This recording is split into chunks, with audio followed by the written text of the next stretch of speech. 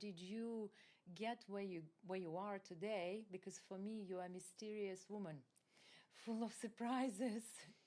So tell me, how did your path got you here? Because the knowledge you have and the energy you're radiating is phenomenal. Oh, thank you very much. Appreciate your vision of me. I always say that, when you see something like this in someone, it's mirroring your energy. So I give you this back. So my journey started quite early. I mean, I say that medical university for me was also like a part of my journey, because I wanted to know about our body physically, and it was what I could know, so biological, physical body, and I was actually impressed how it's all universe inside us. Mm-hmm. And then I started to do yoga while I was studying medical university, and yoga changed my life, like maybe in 1 year. Like it helped me to go out of depression. It helped me to heal my scoliosis and some of my states in my organs.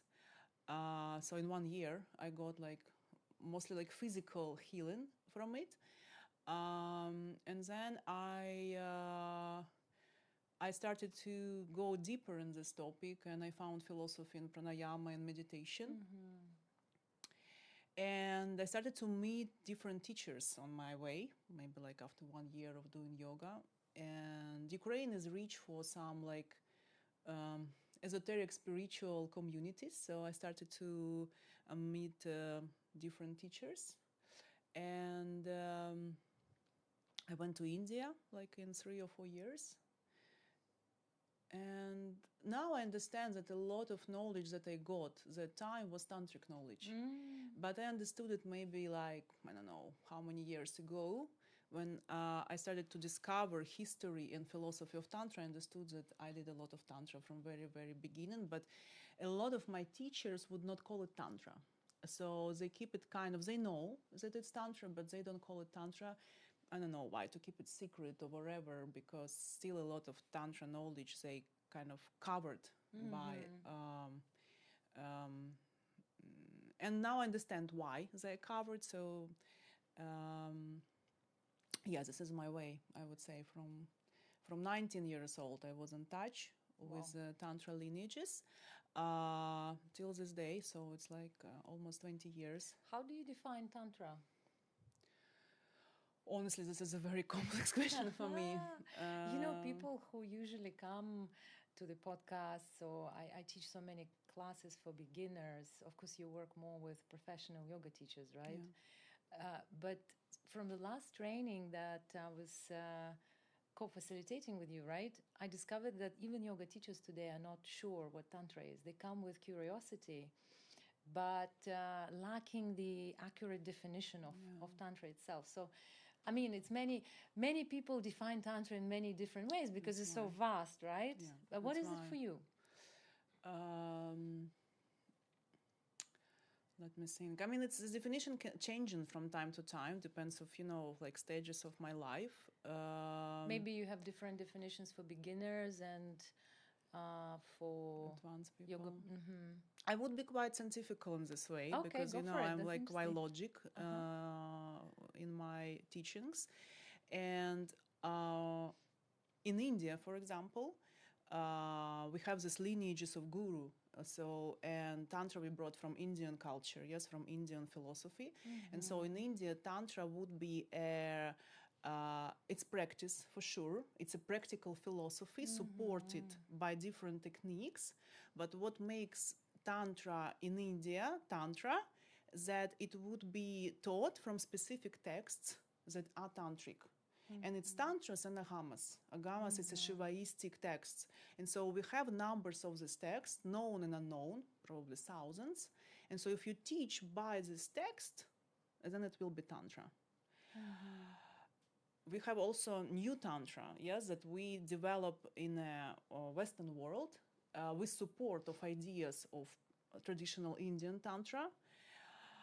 And in a Western understanding, Tantra, how I see, okay, for me now, yes, what is for me?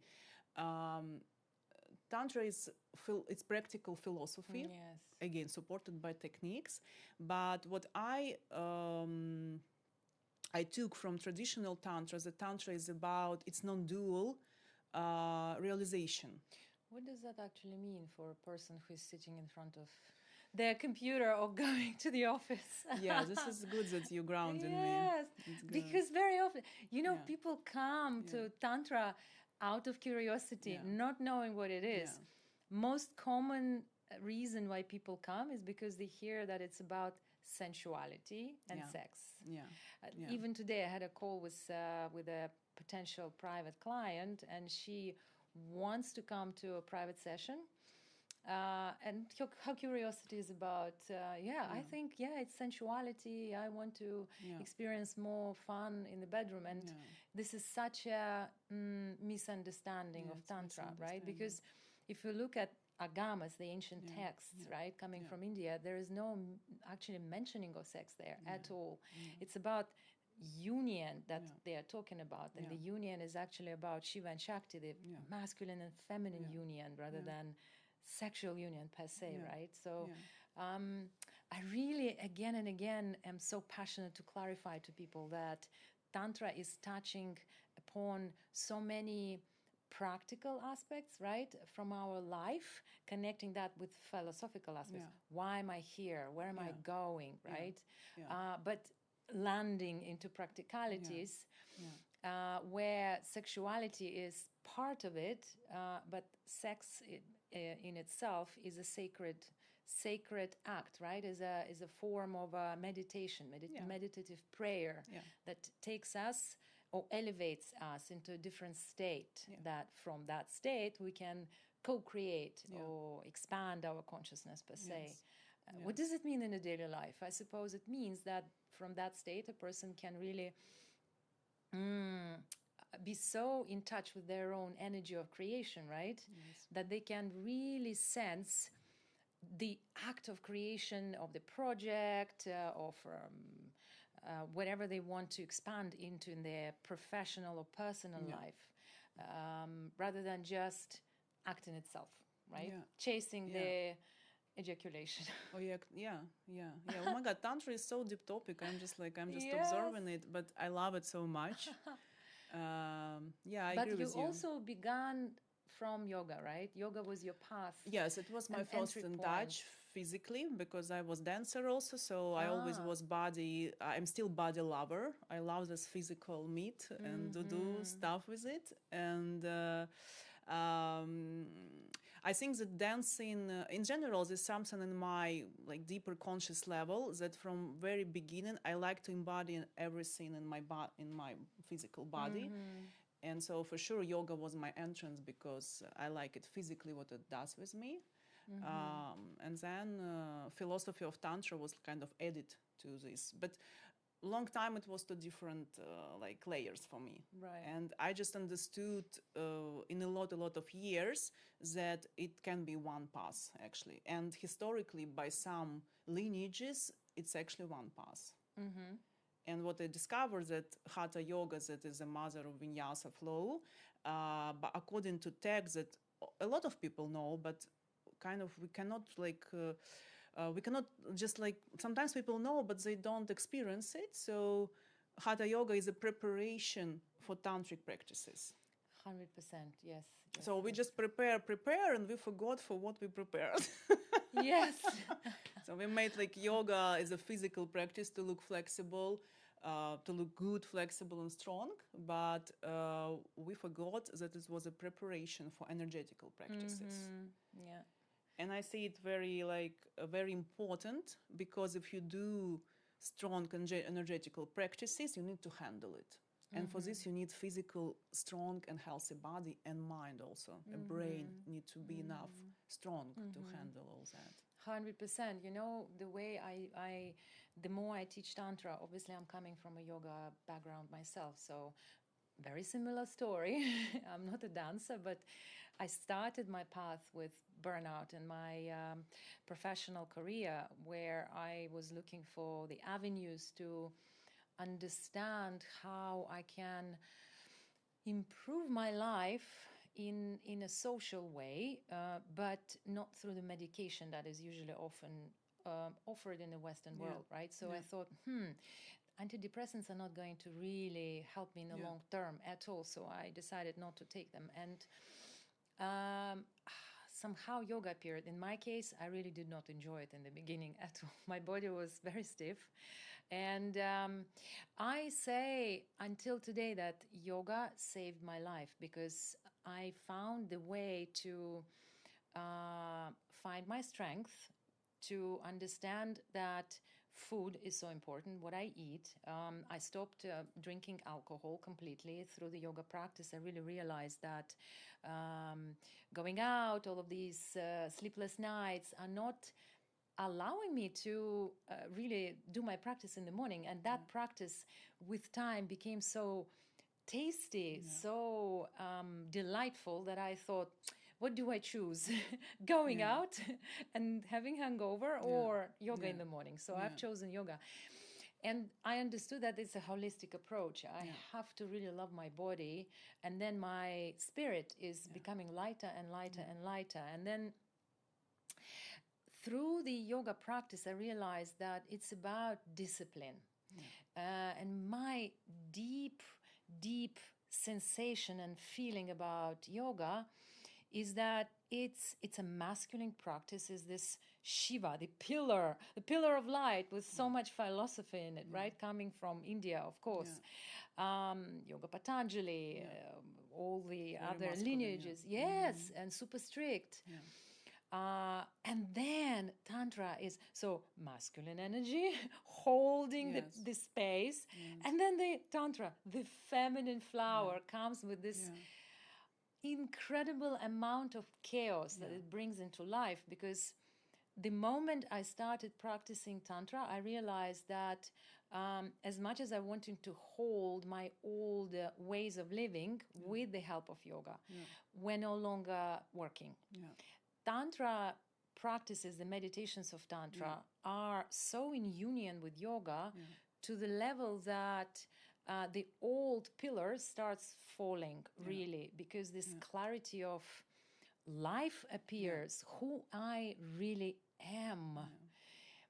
And, sometimes I'm trying to explain to people about dark and night and day, darkness and light, and most people really scared of darkness, right? And in Tantra we have a number of meditations in the darkness, and people genuinely are scared of darkness. And I say, well, the actual act of creation, the real miracles are happening in the darkness of the mother's womb, right? That's how we got created in the first place.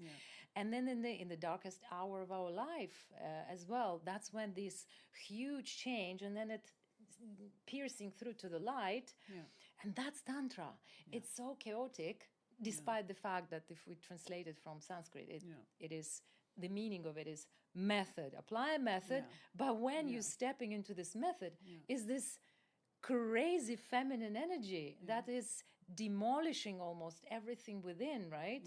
In this microcosm that you said, right? Going deeper and understanding what's inside. And then the pillar of light, the knowledge, the self-realization, in a sense of inner wisdom, starts to shine through. And this is so incredible, right? It's so empowering. And I guess that's why you're following this path and you're so inspired. Tell me, how did you get to the idea of sharing and creating the school? Because you have a school now, right? Teaching Tantra, offering this very profound knowledge. It's very fresh idea. It's very fresh. I started just 2 years ago. Wonderful. Just felt like what I want to teach new, and I felt like I'm the person that can tell about this, because I feel like I practice it half of my life in the different forms, for sure. And also because the same as you, I'm touched by our misunderstanding of Tantra, and I want to bring it to the light again, so that we do not connect it only with sex and sexuality and sensuality, but we could see how much wider it is. And as I know, a lot of my yoga teachers, they teach Tantra, but they don't call it Tantra because this word become a bit like, I don't know, shameful or whatever. And I have something like inside me very deep, because I believe that in the past reincarnations, that I was tantric practitioner, and I saw a lot of visions how like where I was a tantric practitioner. And so this kind of like deep layers of my soul, they want to protect this holy word and holy philosophy, and to bring light to it, like that how beautiful it is, that we would not simplify it too much, that we would not lose it, and we would not become, we would not shame of this word, actually. So that's why I decided to organize this course, and Tantra Yoga, because I teach yoga teachers most of my life, actually. actually. Course, right? Yes, I do it a lot, and I want honestly to say that yoga, in my vision, yoga is a preparation for Tantra. That there is much more like above it. And I also want to give my students, my followers, this vision that, look, guys, there is so much more. And as you said, like, it's a perfect combination to build this Shiva stability and discipline in you, and then going to Tantra. This is where like really miracle become to open for us. Yes, like when we can surrender and to embrace that Shakti fully, then it's where a healing happens quite fast. So that's why probably. Very beautiful. And also speaking about Tantra and yoga, well, through so many texts that I'm reading and studying still, I mean, it's an endless process, right? There's so much to learn, and so many schools of yoga, so many schools of Tantra, right?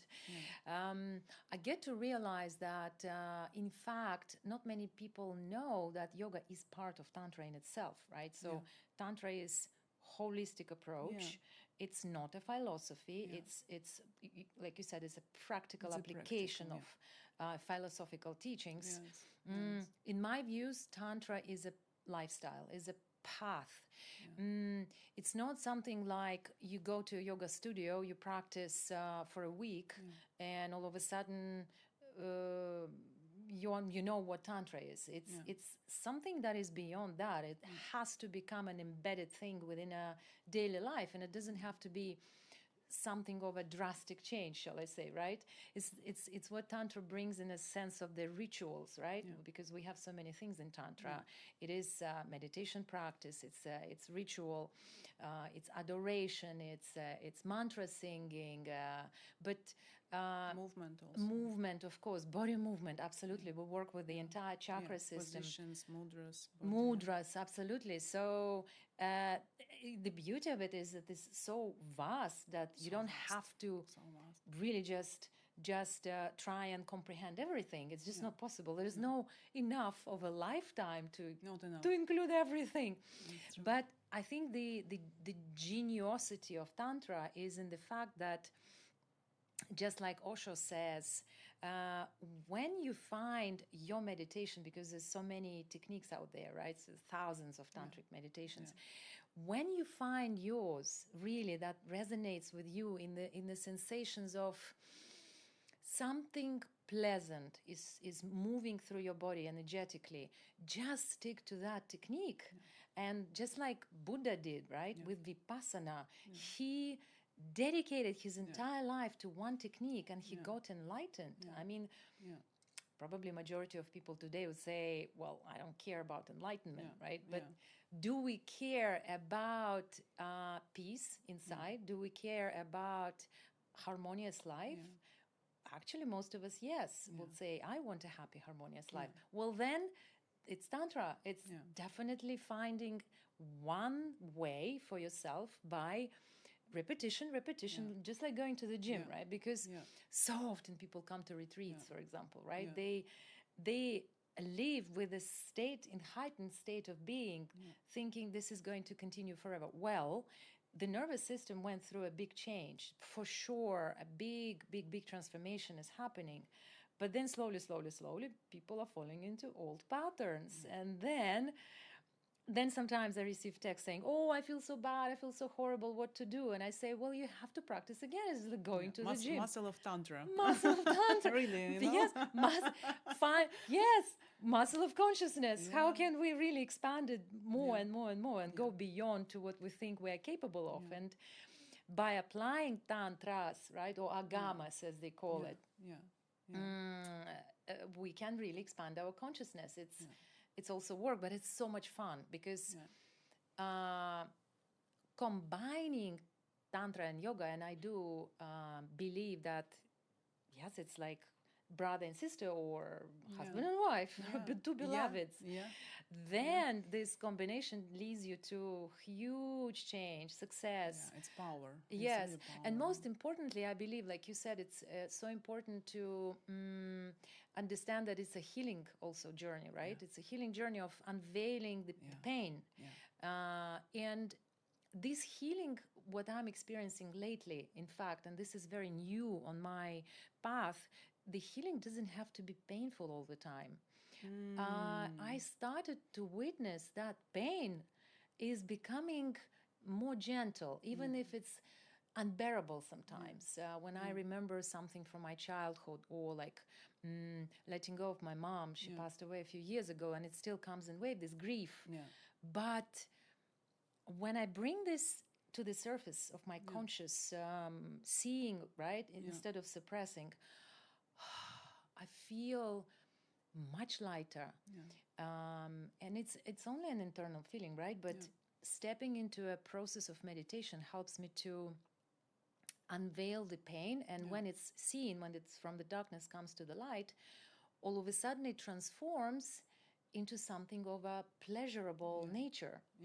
And so I guess when I started practicing Tantra, and I learned it from one of greatest teachers in Tantra, Margot Anand, she says, follow the bliss. All her life, since she was young, she realized what Tantra was, and she said, I was following the bliss. And the moment something didn't feel blissful, drop it. Just drop it. So, but I feel that 20 years ago, everybody was thinking you're a little bit cuckoo if you're going to yoga, right? And you were already there. It's true. It's true. How are you witnessing the transformation now of people coming to still study lots of yoga today, right? As you just finished a yoga teacher's training. Yeah, just 2 days ago. Yeah, why people come to yoga teacher's training? Is there a difference like with 10 years ago and today? For sure, people trust this more, and probably every third person, I don't know, in my surrounding did something like yoga course or workshop or daily classes or teacher training even. It become popular. So it's become part of the wellness, actually. It's like a wellness industry also took yoga in that I think is not bad. If while we keep, connection with philosophy, like my school, for example, keeping this connection, it's good because people trust it. People want, in my school, our school with my team, people come to heal, actually. They start to see healing approach in yoga that is quite strong, just from physical movement and postures and breathing without even deep philosophy. It heals itself. Yeah, obviously, because trauma is embodied, right? Yes, so yes, if we are yes. not practicing through the body, we cannot get out of it through the head. And the traditional application of healing the trauma through just therapy is no longer helping. Having said that, therapy is very, very good and valid, and I have a therapist myself, and I absolutely adore her. And I think the combination has to be a combination. But I remember when I first started going to therapy, because I was trying to find the ways to deal with eating disorder back then, and I did not succeed. It's just this constant repetition of, and I remember first I went through cognitive therapy, and nothing changed. My patterns, yes, okay. The whole idea was to change the habits, right? To uncover them and try and slowly change. Because the trauma was much deeper. We didn't have the chance to dig to that level, and it was always in the body. So only later I understood it has to be a body work involved. It has to be, and for some people, even today, those who are more and more curious coming to Tantra, they are aware that there will be some touch involved and some body work. So they are more conscious that they have to learn to allow some touch, but some are still like, don't touch me. Oh my God, can you imagine the modern society? This is quite stressful. But what's the most common reason you said about healing, right? So they still come to do the work for themselves. Now, yes, in yoga. now it's for healing. Interesting. At least in my projects, in my surroundings. Because you had like a group of 40 people, the last group? Very big one. The last one, 32. Yeah, it's 32. huge. It's huge, yeah. And they come all over the all world. All over the world, yeah. And then they, 1 month. Yeah. How many? 3 weeks, actually, 3 weeks. How many are actually going to teach? I never checked, actually. I don't know. Usually half, maybe 50%.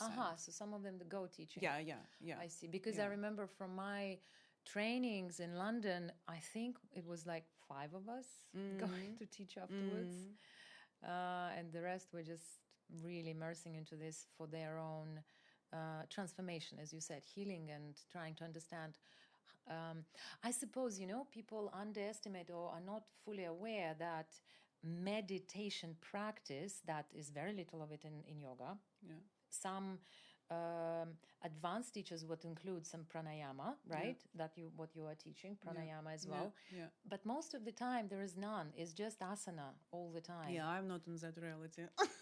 In what way? I'm not in that reality. I mean, in my projects, in my teachings, it's always purna yoga. Meditation is important, pranayama is important, and asana is important. So I don't see that world of yoga where it's only sportive postural yoga. So I still able to create my vision and to give it to my students in a full form of yoga. So it's a combination. Purna. Yeah. Right. I see. Maybe because I was studying vinyasa flow, which is very popular. Then it was just movement. Yes. Which worked for me because I'm very fiery and I needed movement. But we received only like 5 minutes meditation in silence, which is incredibly unbearable for someone who is sitting in front of the computer most of the day. 5 minutes of closing their eyes and navigating the inner world is impossible.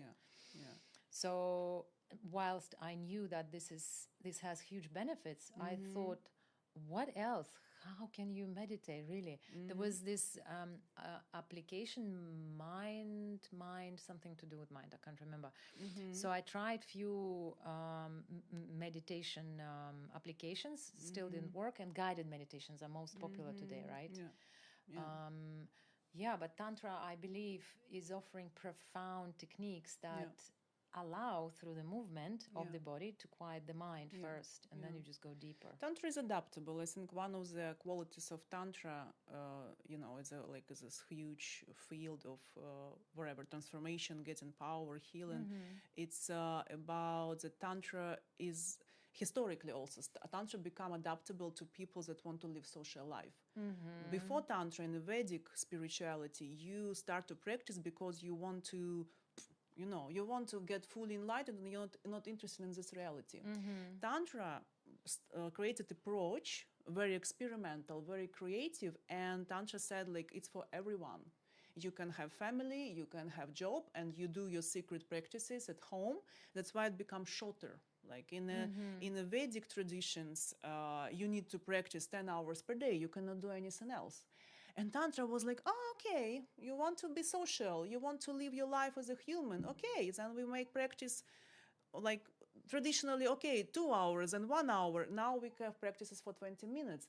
And it's okay because we want to live actively in our life. And it's about to go, like, to transcend through your practice and then embody this power and give it here to the world. And this is, like, for me, it's a strong definition of Tantra, how to get this power here, not to put everything up, but to, like, manifest in this reality.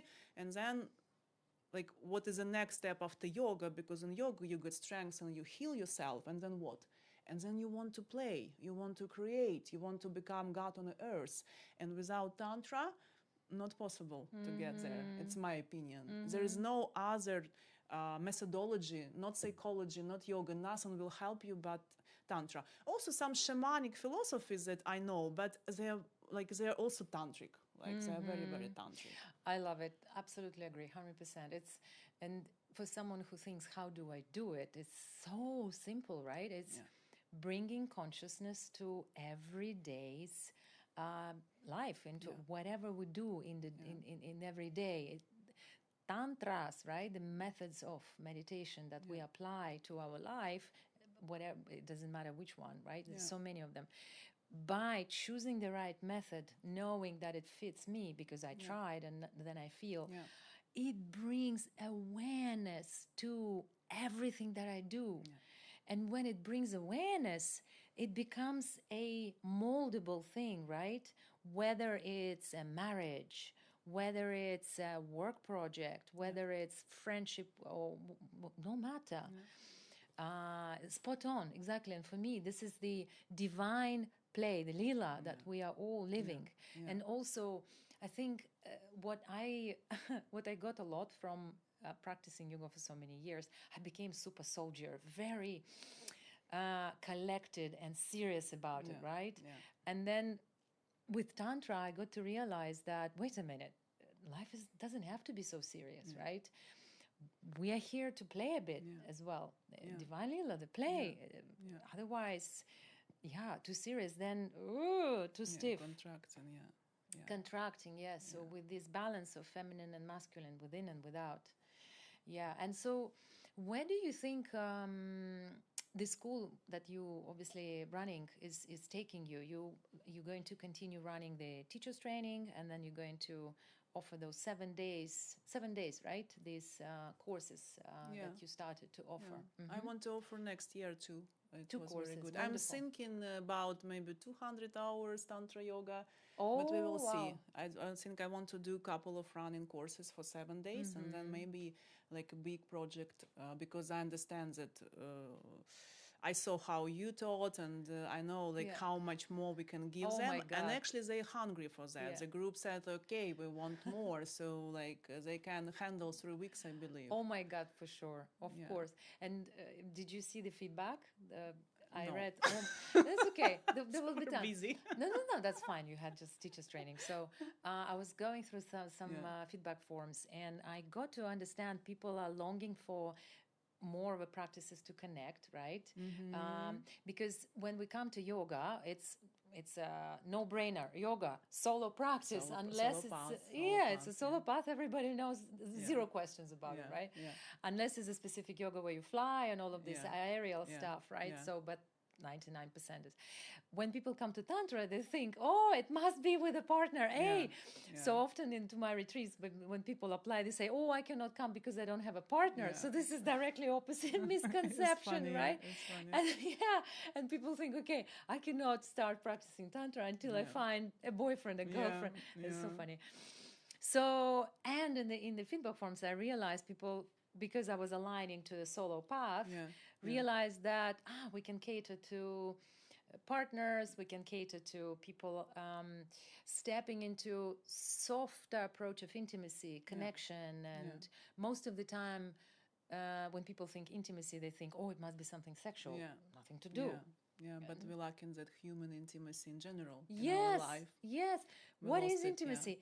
Into me, I see. It's intimacy. It's how do I perceive myself first, and am I content with myself that so much that with the good side, with the bad side, with the devil in me that is also there. Devil in the sense of darkness, is in the sense of shadows that I have to still not overcome, I would say learn from, embrace. Forgive, and whatever it may be. So can I be so clear and aware of all of that instead of suppressing, right? That I can bring it to the other and say, hey, I can take all the veils and you can see me the way I am. That's intimacy, because people usually come and say, no, he's not intimate with me, he's not open enough. So who's going to begin first? Chicken and egg. No, you go first. No, you go first. So dropping the veils, and then the business meetings become completely different, and then the personal life and friendships and all of that. So 200 hours. Wow. Maybe, let's see, in future, yes. I have these thoughts, Yeah, I'm up for it. I have a lot to share too. Yeah.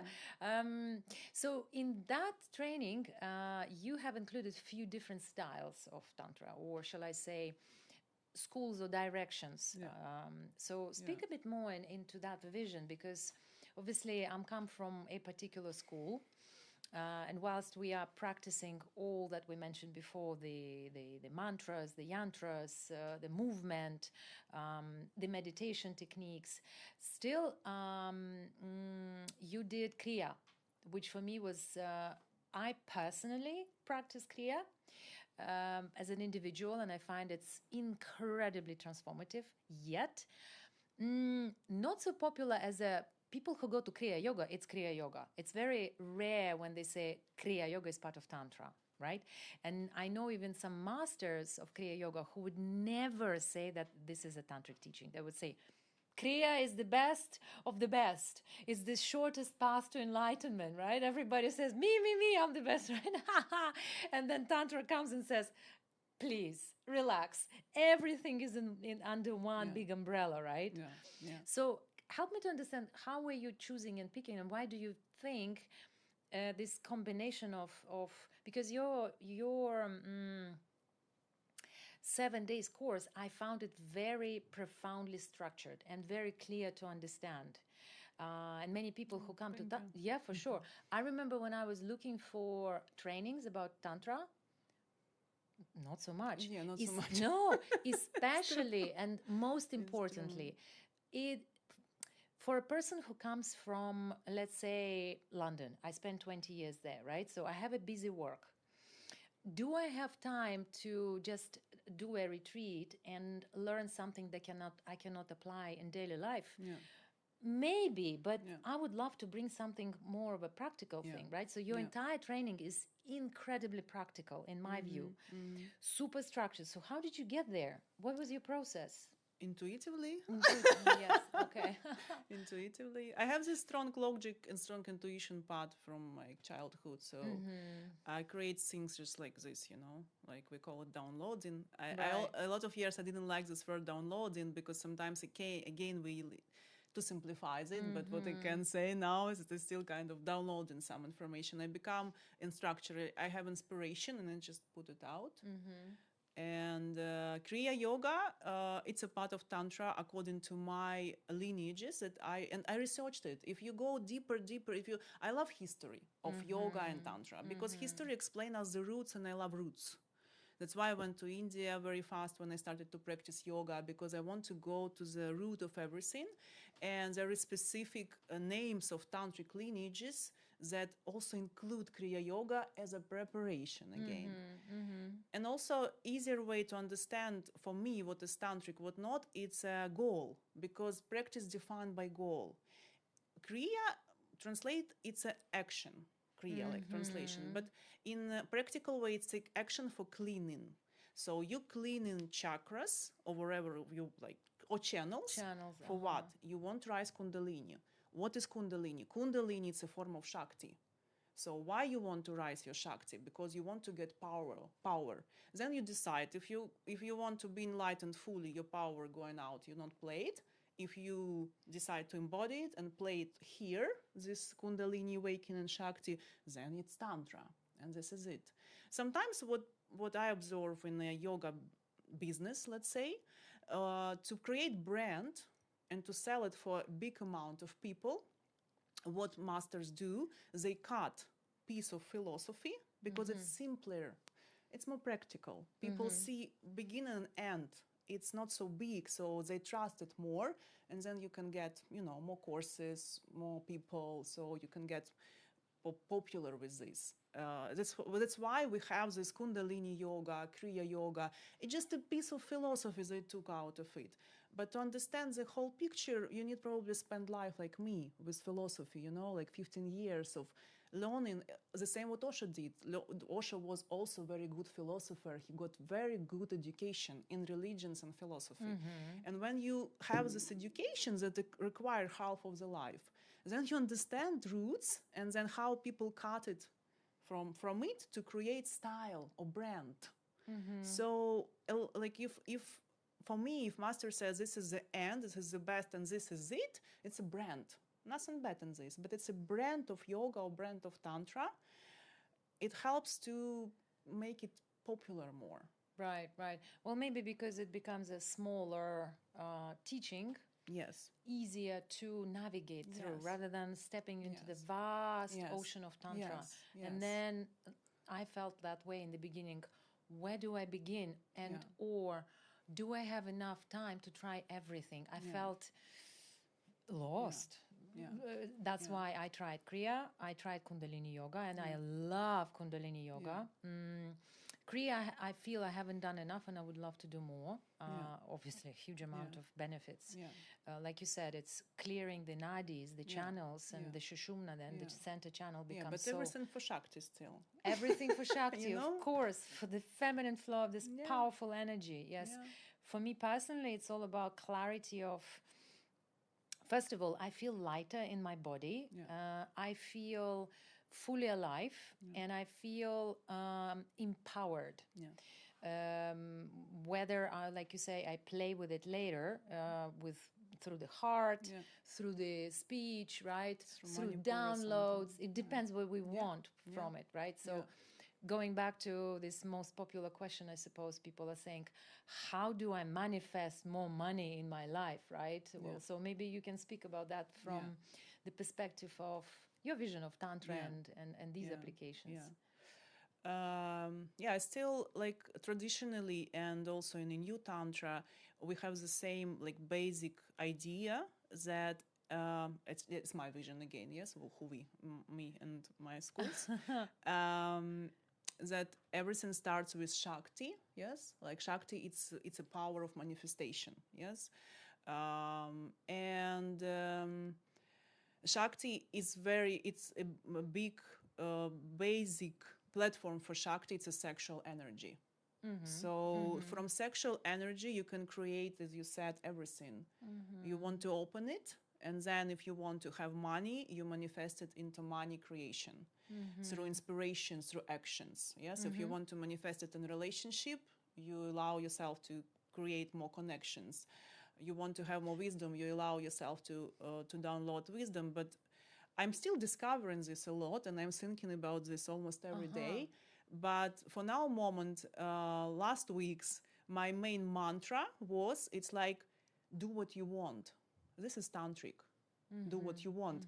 But understanding what I want, this is a meditation. Yes, it's this connection with that force of inspiration, what makes me alive.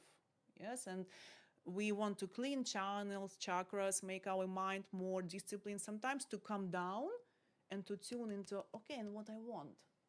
And then we can start with small steps. What I want to eat today, what I really want, how I want to spend my day, which people I want to meet, what I want to dress. Like with the small steps, and then you find the biggest wishes. What exactly I want to do for my work, for my projects. And if I will be in line with the Shakti energies, then I will have money out of it. Spot on. It's I agree with you. It's what I'm hearing from people very often in the busy lifestyle. There are so many tasks that we have to accomplish. The tasks, people almost become these machines. They find that accomplishing somebody else's task is way easier. So I don't have to think, what do I want or what do I need? To the point that when one is being asked, what do you want? Like about relationship, about the lifestyle, about the holiday, the way of dressing, a person goes, I don't know. I don't know. And so the obviously applying the Tantra philosophy or Tantric teachings and methods, Tantras in another way, helps to slowly unveil that into a true essence. But I explain to people very simply, we're working with chakra system, right? So the key energy centers. And I explain always, chakras doesn't have to feel or sound like something like what is it? I can't even see it, right?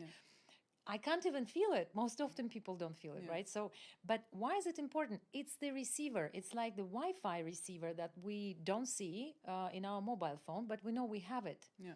receiving the download of information, that receiving happens all the time. Like it's an ongoing process of energy, receive.